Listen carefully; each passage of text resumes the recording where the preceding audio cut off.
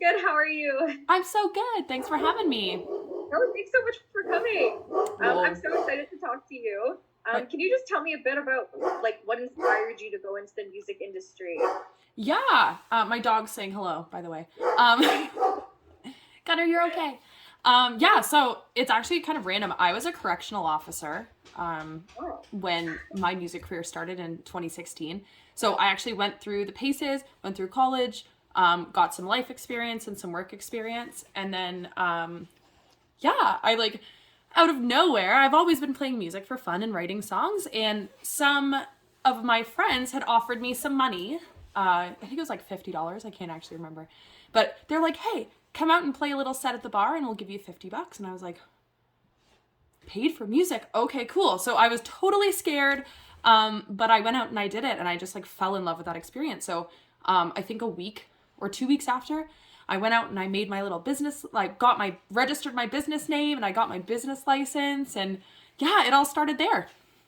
I love that. And what really like why is music so meaningful to you? You're obviously so passionate about it. Like what keeps you going day to day to keep this dream alive? Yeah, so I think like life's not easy. I think we can all relate to that. We all have, dark moments that we have to get through. And for me, music has been there for me more times than humans. And I like love humans and they're so supportive and amazing. But there's nothing that can like restore my soul and like make me happy or make me devastated like music can. And when I discovered that I had this gift that I could share with people, I had a really good friend encouraging me as well. But I realized that I almost felt like it was my job. Like I just was like, you know what, I have this. I want to encourage other people that this is possible. Like it can be a career, it can be a job. And if I can be that music that kind of like helps someone keep their light on, like that is so cool. And that's kind of my goal. So I don't want to be Beyonce. I just want to play music and be able to pay my bills, which I've been able to do, which is really exciting.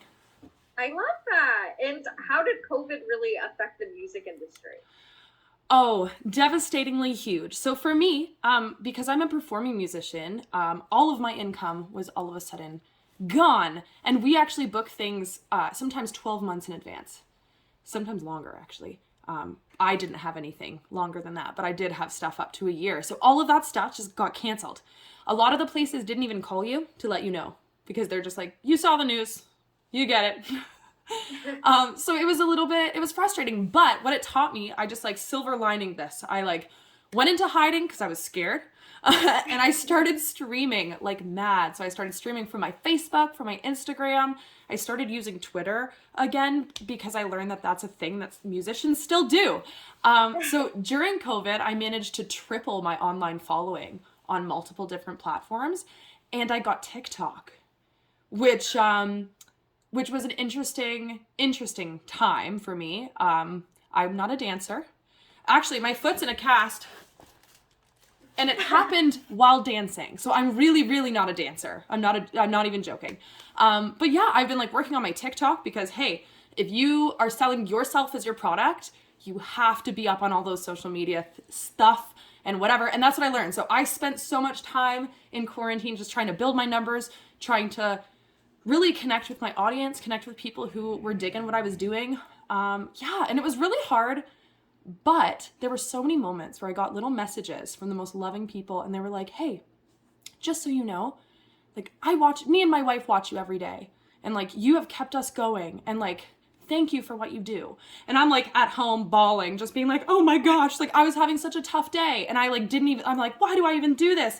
And then I'd get a message like that, and I'm like, that is why I do this, and like why I will continue to do so. Like it's just such a blessing to be able to share that. Yeah, totally. Like all those low moments, like they're all worth it when you get a good review or something like that. Or just You know, to know that like you're not alone. Like the day totally. I remember that it's like I'll say his name. My buddy Chad messaged me, and like he sent me that message, and I remember like I was just having such a tough day like emotionally, and to like know that like oh my gosh, like not only do I have to like drag myself out of my like depression to do this and put on a smiley face and like bring people up, but it's actually bringing people up. It's like doing what I want. And even though it's so hard for me, it's like therapeutic. And so, like, yeah, it was just really cool. Knowing you're not alone is very important. I really love that. And like my last question for you is, what advice would you give first year students that totally love music and might be considering a career in it? Alrighty, keep this in mind, all right? It's a hard road. You have to be so annoying. You actually said it earlier, Sarah. You said you send 100 emails and you might get one response. That is so true in what I do.